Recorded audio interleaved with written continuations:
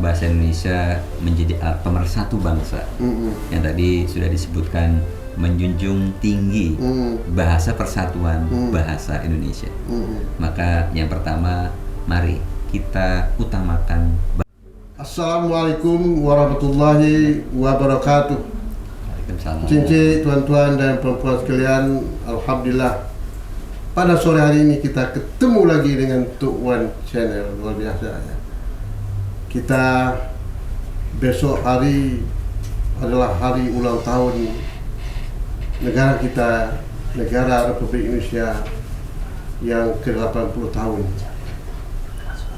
Luar biasa ya, kita besok akan merayakan hari ulang tahun proklamasi kemerdekaan Indonesia. Nah, salah satu yang harus kita pertahankan dalam kemerdekaan ini bagaimana kita menjaga persatuan dan kesatuan bangsa. Dalam kaitannya bagaimana kita melestarikan Sumpah Pemuda, salah satu adalah berbahasa satu, bahasa Indonesia. Nah, dalam konteks inilah kita pada sore hari ini kita ingin berbincang beberapa menit dalam rangka membina, pengembangan dan melestarikan, malah mempertahankan nilai-nilai bahasa kita, dan ini berada di bawah Badan Pengembangan Bahasa di bawah Kementerian Pendidikan Dasar dan Menengah Republik Indonesia.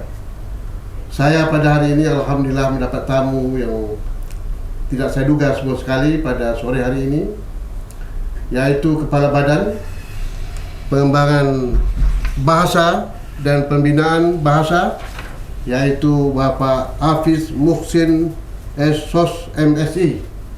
Beliau dari Jakarta dan saya sapa beliau. Assalamualaikum Pak Hafiz. Waalaikumsalam. Tuh. Bagaimana Pak? Alhamdulillah. Baru datang dari Jakarta kembali Pak ya? Benar. Berapa hari Pak? 2 hari ini. 2 hari ya? Ya. Aduh, kemana saja Pak nih? Nah, tadi barusan kita ke Dumai, bertemu dengan Wali Kota Dumai, kemudian mengunjungi 2 sekolah SD 03 Sukajadi dan SD 03 Suai di sana untuk meninjau buku-buku bacaan yang ada di perpustakaan yang kita bagikan dulu di tahun 2022. Oh gitu ya. Jadi buku itu memang sudah dicetak ya dengan benar. narasi membina bahasa Indonesia ya. Benar. Jadi buku bacaan dalam bentuk buku cerita yang kita harapkan bisa meningkatkan semangat ya, meningkatkan budaya baca anak-anak. Budaya baca. Betul, di tingkat sekolah dasar. Ya. Tapi sekarang memang sangat prihatin juga kita ya. Budaya baca itu nampaknya kan udah mulai apa ini ya? Lebih baik cepat lihat di webshop ya, di HP ya sudah. Kalau kita dulu kan baca itu betul-betul baca buku kan ya. Nah, ini tantangan juga ya bagaimana pembinaan bahasa ini. Kenapa lagi zaman sekarang kan bahasa sudah menjadi global kan? Semua jenis bahasa sudah masuk ke dalam bahasa kita. Baik Pak Mafid ya, Pak Hafid. Tentang fungsi Bapak ini sebagai kepala badan ini ya. Dan ini kan di bawah Kementerian Pendidikan Dasar dan Menengah kan itu kan salah satu badan ya. Itu juga kan. Ini eselon 2 Pak ini kan? Eselon 1. Eselon 1 ya, masalah maaf ya. Eselon 1. Ya. Pikir saya eselon 2 Pak. Eselon 1 Pak ya. Jadi berarti Bapak punya fungsi yang sangat berat ya dalam pembinaan bahasa Indonesia. Kira-kira kemana arahnya yang ingin Bapak lakukan dalam mempertahankan pembinaan bahasa Indonesia ini Pak? Bahasa kita lah ya. Oke, baik, terima kasih Tuk. Artinya sahabat bahasa dan pemirsa Tuk Wan Channel yang berbahagia.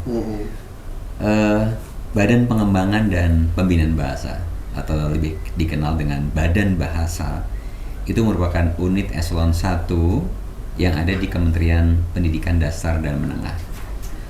Tugas dan fungsinya adalah melakukan pengembangan, ya, kemudian pembinaan dan pelindungan bahasa dan sastra, serta fungsi untuk penginternasionalan bahasa Indonesia. Nah, Di dalam melaksanakan tugas dan fungsi itu tuh, jadi ada setidaknya kami melakukan 4 program prioritas yang ada. Yang pertama adalah kedaulatan bahasa Indonesia.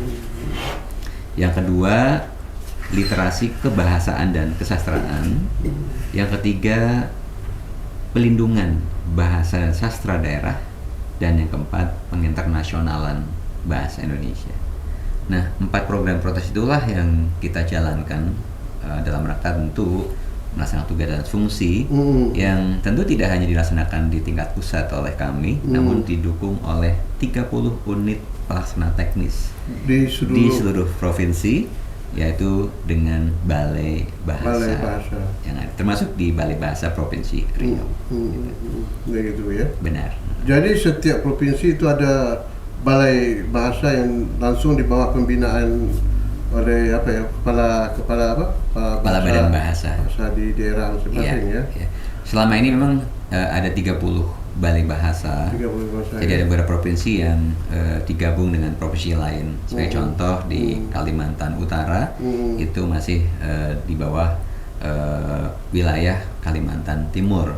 Kemudian Sulawesi Barat juga masih menyatu dengan Sulawesi Selatan. Begitu juga dengan DKI Jakarta itu masih menyatu dengan Banten. Ya. Terus yang di Papua di seluruh provinsi masih hanya satu, di Balai Bahasa Provinsi Papua. Ya. Baik Pak Hafiz ya. Pembinaan bahasa itu kaitan bahasa Indonesia kita. Benar. Yang harus kita jadikan dasar ya kita berbahasa Indonesia. Tadi saya terpanggil saya kedaulatan. Ya enggak, harus kita berbahasa dengan berdaulat dengan bahasa kita. Benar. Berarti kita mempertahankan dari bahasa kita ya. Iya. Apalagi bahasa kita sudah menjadi bahasa internasional. Benar. Ya. Nah, bagaimana tantangan yang kita hadapi Pak? Karena sekarang kan kosa kata ini kan sudah banyak berubah ini. Benar. Kalau kita kaji ya, apalagi dengan masuknya bahasa-bahasa asing ke dalam bahasa kita tuh, bagaimana kita kira untuk memfilter ini, Pak? Ya, ini tentu menjadi tantangan bagi kita sebagai bangsa yang besar ya, karena tentu bahasa menunjukkan bangsa. Ya. Nah, bagaimana kita menghadapi tantangan yang begitu deras, khususnya dengan perkembangan teknologi informasi dan komunikasi, penggunaan istilah asing, bahkan juga bahasa gaul, gitu ya, bahasa slang, itu dinamikanya terus terjadi. Nah, tentu ini menjadi tantangan kami, bagaimana agar tantangan itu tidak terus menggerus kedaulatan bangsa melalui bahasa Indonesia. Pertama tentu kita ingin mengajak ya, menumbuhkan sikap positif masyarakat untuk bangga terhadap bahasa Indonesia. Nah, bagaimana menumbuhkan kebanggaan itu? Ya, tentu kami sesuai dengan tugas dan fungsinya melakukan upaya-upaya pembinaan, ya, penyuluhan, pendampingan. Sehingga sebagai amanah regulasi Kementerian Pendidikan Dasar dan Menengah, Pak Menteri menerbitkan Peraturan Menteri Pendidikan Dasar dan Menengah nomor 2 tahun 2025 tentang pedoman penggunaan bahasa Indonesia. Ya. Baik di ranah publik ya, di ruang-ruang lanskap maupun di tata naskah dinas.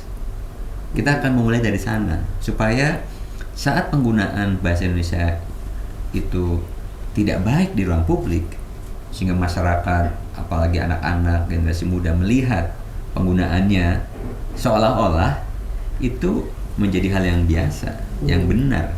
Nah, sehingga kita harus lakukan pembinaan. Nah, di dalam peraturan menteri itu setidaknya ada 4 tahapan tuh. Jadi yang pertama adalah kita sosialisasikan kebijakan itu. Ya, terima kasih ini channel ini telah memberikan ruang waktu kepada saya untuk melakukan sosialisasi kebijakan Pak Menteri ini kepada publik. Nah, sehingga apa yang menjadi aturan pedoman penggunaan bahasa Indonesia diketahui. Yang kedua, kita melakukan pemantauan. terhadap objek-objek yang akan menjadi sasaran pembinaan, baik di lembaga pemerintah daerah, lembaga swasta, satuan pendidikan, dan sebagainya. Sehingga kita tahu nih, oh ternyata di Provinsi Riau ini banyak nih penggunaan yang belum sesuai bahasa Indonesianya, baik di gedung pemerintah, nama jalan, nama toko, nama produk, atau di naskah dinas gitu. Nah, setelah kita tahu identifikasi, setidaknya ada beberapa titik yang akan kita jadikan sebagai sasaran objek, kita lakukan pendampingan. Oh, bahwa ini salah loh, tertulis exit, mestinya keluar gitu. Kemudian ada meeting room, ini salah loh, diganti saja ruang pertemuan. Sehingga di ruang-ruang publik itu sudah kita lakukan pendampingan untuk dilakukan pengubahan, termasuk di sekolah-sekolah, di mana anak-anak menjadi salah satu objek yang diharapkan bisa menjadi sasaran kita. Gitu. Nah, setelah adanya pendampingan, kita evaluasi, sehingga nanti apakah sudah dilakukan perubahan belum gitu antara yang salah tadi dengan yang perbaikannya. Gitu. Kemudian sebagai langkah karena tidak adanya hukuman terhadap penggunaan bahasa Indonesia yang salah di ruang publik maupun dinas, kita lakukan apresiasi, penghargaan bagi objek ya, lembaga yang memiliki kompetensi, memiliki komitmen tinggi terhadap penggunaan bahasa Indonesia yang baik benar, nanti kita berikan apresiasi. Gitu. Ya. Tapi ini bagaimana kira-kira ini ya, kolaborasi daripada bahasa daerah. Ya. Kan ke daerah kan mempunyai kearifan lokal. Benar. Masing-masing kan mempertahankan nilai itu. Nah, bagaimana caranya antara bahasa Indonesia seperti bahasa Melayu? Ya. Kita tahu bahasa Indonesia kan bahasa Melayu kan. Benar. Justru dengan bahasa Melayu itu bisa dipahami orang semua ya. Betul. Kalau sempat bahasa Jawa bingung juga saya jadi. Kena banyak kan. Tapi kalau bahasa Melayu kan tak begitu betul ya, cepat diserap orang tu. Kira-kira bagaimana kaitannya kolaborasi antara pembinaan bahasa kita ini, bahasa Indonesia ini yang tadi kaitannya ke berdaulat dengan bahasa daerah? Ya. Program berikutnya adalah tadi terkait dengan pelindungan bahasa daerah. Ya. Apalagi bahasa daerah yang kita miliki ada 718 bahasa daerah, itu merupakan sumber pengayaan bahasa Indonesia sebagai bahasa yang besar. Sekarang sudah ada 208.000 kosakata baru dalam Kamus Besar Bahasa Indonesia. Di antara kosakata itu tentu bersumber dari bahasa daerah yang sudah dibakukan ke dalam bahasa Indonesia. Artinya bahwa bahasa daerah memiliki kontribusi yang penting, yang besar terhadap pertumbuhan bahasa Indonesia. Sebagai contoh sekarang mungkin dari bahasa awalnya bahasa Melayu, perkembangan bahasa Indonesia ini sudah luar biasa. Sudah diperkaya dengan bahasa daerah, bahkan bahasa asing. Bahkan juga bahasa gaul, bahasa slang, itu sudah melengkapi khasanah kebahasaan di bahasa Indonesia. Jadi besar sekali. Artinya hubungan antara bahasa daerah dengan bahasa Indonesia ini memiliki hubungan yang sangat penting, karena bahasa-bahasa daerah menopang ya, pertumbuhan bahasa Indonesia sebagai bahasa yang besar. Kami targetkan kalau bisa di setiap daerah itu mengusulkan bahasa-bahasa daerahnya yang diusulkan untuk diserap ke dalam bahasa Indonesia. Ya, termasuk ini adalah merupakan tugas dari Balai Bahasa daerah. Ya, tidaknya ada 50 lah minimal bahasa di setiap tahunnya yang nanti bisa kita serap ke dalam bahasa Indonesia. Menjadi bahasa Indonesia. Betul. Seperti bahasa Riau kan ya, kan banyak tuh istilah berbagai dialeknya, betul, ya. Dan lagi juga Riau itu bermacam-macam pula bahasanya ada kan, bahasa daerah kan, ada bahasa Ocu, ada bahasa Kuansing ya, itu dialek juga beda-beda semua kan. Benar. Tapi itu bisa dijadikan suatu istilah-istilah bahasa dalam bahasa Indonesia ya. Betul. Itu ya. Saya kira ini kaitannya dengan pemerintah daerah bagaimana nih kerjasama kita nih Pak, sehingga gini, sekarang Pak saya dari daerah itu masing-masing daerah ini kan ingin mengapakan bahasanya sendiri, bahasa daerah. Ya. Di samping bahasa Indonesia, Nah. ya enggak, di samping bahasa Indonesia, bahasa daerah juga itu kan ya. Dan ini kita rasakan seperti di Riau ini, kan bermacam-macam suku yang ada di sini nih. Ya. Ada suku Minang, ada suku Batak kan.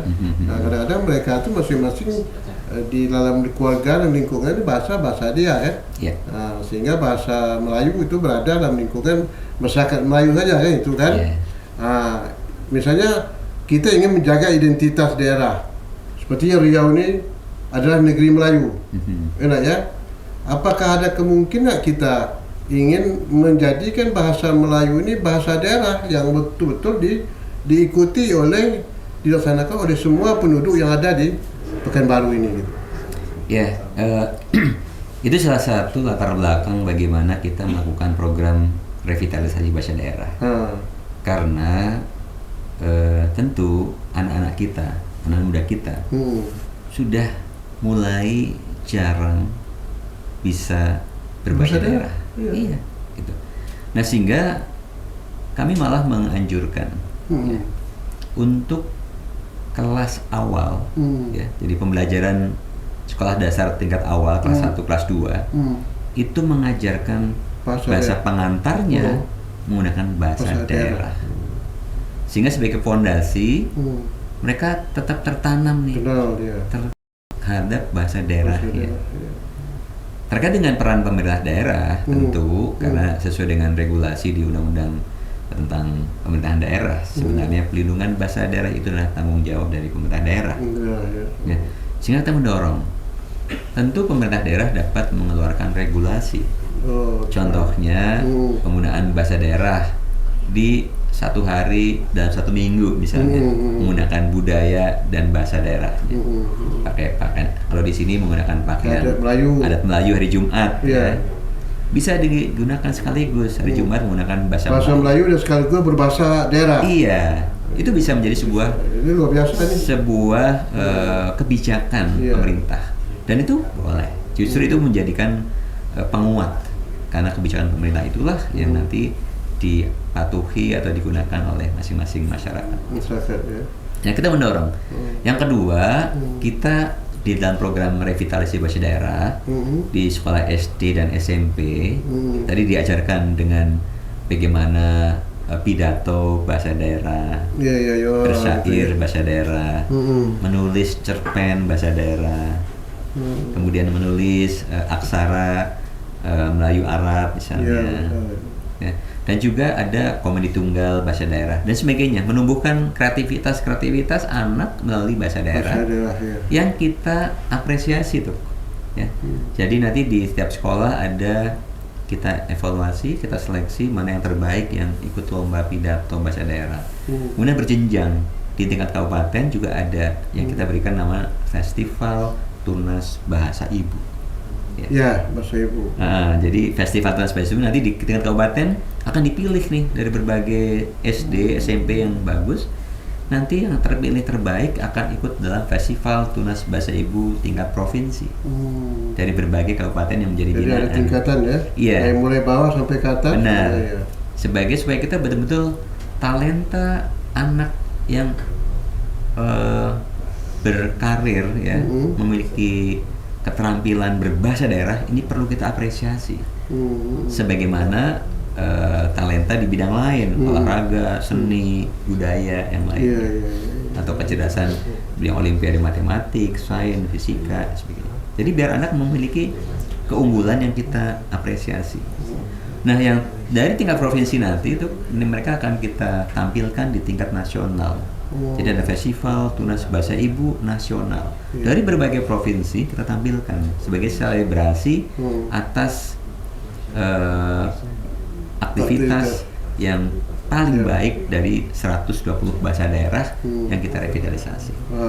Dan mereka yang sudah masuk dalam kategori Festival Tunas Bahasa Ibu tingkat nasional itu akan diberikan penghargaan dari Pak Menteri.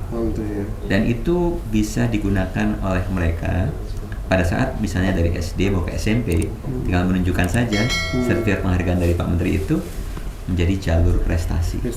Ya, jadi tanpa harus pakai sistem domisili, bisa menggunakan gitu. Ya, luar biasa Pak. Jadi kalau begitu saya memberikan suatu kesimpulan. Yang penting terakhir ini Pak. Ya. Dalam hal pembinaan bahasa daerah dalam konteks dalam mempertahankan nilai bahasa Indonesia itu ya. Jadi pemerintah daerah itu berhak mengeluarkan regulasi. Benar. Atau kebijakan bahwa demi untuk mempertahankan bahasa daerah itu ya bukan tidak mungkin agar disosialisasikan dan satu waktu, satu hari atau hari-hari apa saja dikhususkan bahasa daerah itu ditonjolkan ya. Di samping pakaian gitu kan. Benar. Seperti Riau kan pakai Melayu. Hari Jumat. Betul. Tapi maunya hari Jumat itu juga berbahasa Melayu sama sekali, bahasa daerah itu kan. Jangan bahasa Melayu, baca baju Melayu tapi bahasanya bahasa daerah lain gitu kan. Bukan berarti kita tidak menghargai bahasa lain, silakan. Tapi dalam konteks menjaga bahasa daerah tadi itu tentu diminta semua orang yang tinggal di daerah Riau ini hendaknya dapat berbahasa Melayu. Karena begini dalam pepatah orang Melayu, di mana bumi dipijak, di situ langit dijunjung. Benar. Ya enggak ya? Jangan sebaliknya. Ya enggak, dia tidak berpijak di kakinya di bumi Riau kan ya, tapi bahasanya bahasa di luar gitu kan. Nah, jadi ini yang kita ingin lestarikan dan saya sependapat itu perlu ada upaya pemerintah daerah ya melestarikan bahasa daerah itu. Dalam konteks ini bahasa Indonesia salah satu dari bahasa daerah. Betul. Ya enggak? Bahasa Indonesia itu kan bahasa dari bahasa daerah. Ya enggak? Tanpa bahasa daerah ya saya sangat sulit juga mencari bentuk bahasa Indonesia, apalagi kaitan bahasa Melayu. Benar. Itu jelas bahasa Indonesia ada berasal dari bahasa Melayu kan? Baik Pak Muflis, luar biasa nih. Nah sekarang terakhir Bapak punya satu statement lah ya ke Provinsi Riau ini sebagai negeri Melayu. Kira-kira bagaimana harapan Bapak kepada pemerintah daerah, pada masyarakat, terutama pada lembaga adat Riau dan masyarakat Riau lah. Kira-kira apa pandang Bapak itu?